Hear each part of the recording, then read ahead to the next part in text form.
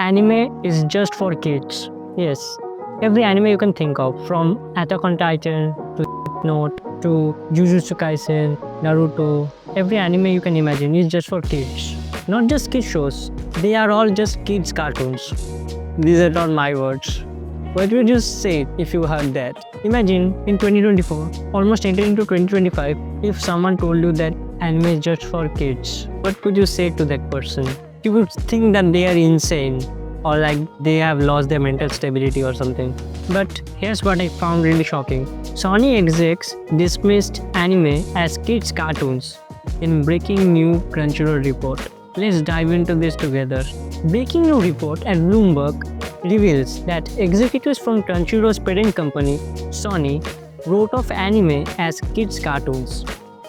I'm just having to stop here to process what I just read. I made several other findings based on both former and current Crunchyroll employees.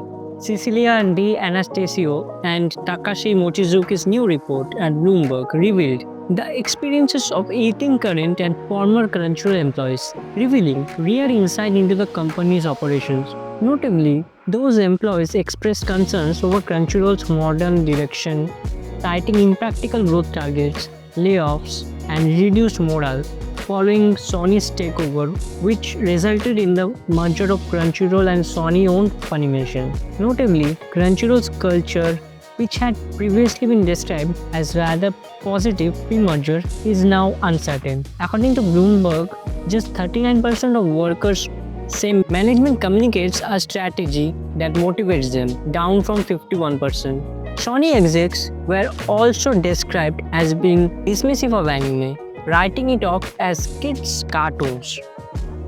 Of all companies, I can't believe that it had to be Sony. I mean, how many shows are they involved in? Can you imagine? The interviewed employees in Bloomberg's report also alleged that Sony would resist hiring people who were self-described fans.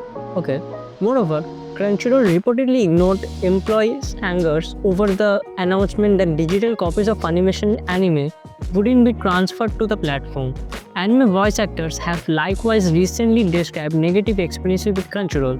Veteran voice actor David Wald recently revealed that Crunchyroll and then Funimation staff had opened, disposed of, and distributed mail and his content addressed to him without his knowledge over the span of 5 years. He later alleged abuse by the company, which fellow voice actor Alexei Stepton agreed with, stating, "We are not just a product." CBR reached out directly to Crunchyroll several times regarding Wald's allegation but did not receive a response. Crunchyroll has also declined to comment on much of the employees' testimony, despite concerns over unrealistic growth targets, ever-increasing competition from other popular anime streaming like Netflix, Disney, Hulu, Amazon, Mac, and HiDive. It stated, "The Crunchyroll business is outperforming our financial expectations, and the company is well positioned to continue to grow alongside the rising global demand for anime."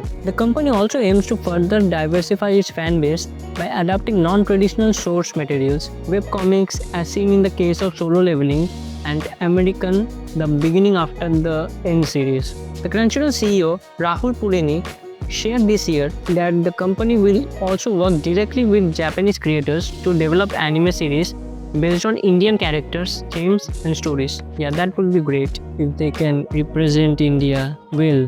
Just don't make it stereotypical and stop with the curry jokes, please.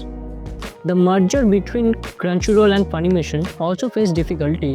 Alongside numerous other insights, Bloomberg's report details conflicting company cultures, given evidence by recent statements made by Crunchyroll Vice President just this month.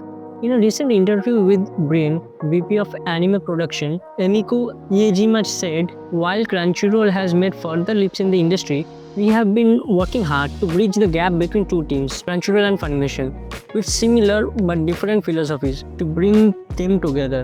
Thanks to each member respecting our differences, understanding and executing their respective roles, we are finally able to start functioning as one team." Now, the real issue, anime is just for kids.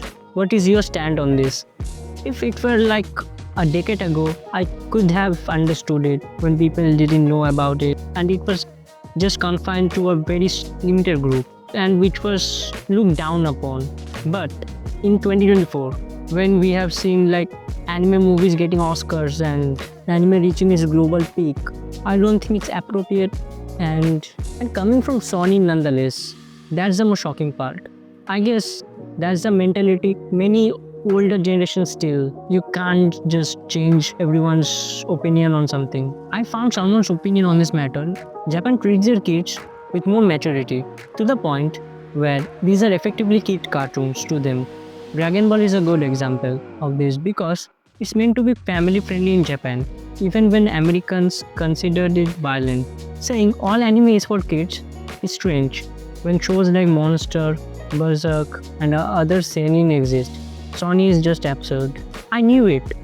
Villain Saga is the greatest kids show of all time. One person said, I'm being mocked by my friends for watching anime in my 30s. One of them even said this line, you are an adult and still watching kids' cartoons. Grow up, dude. That's the problem with people. You can't change everyone's opinion, just enjoy what you enjoy. Don't bother anyone else and don't let others bother you. That's my opinion, to be honest. Hope you guys enjoyed it. Yeah, if you made it this far, please drop a like. It would really mean a lot. And don't forget to hit the subscribe. With that, I'll catch you guys in the next one. Peace. Take care.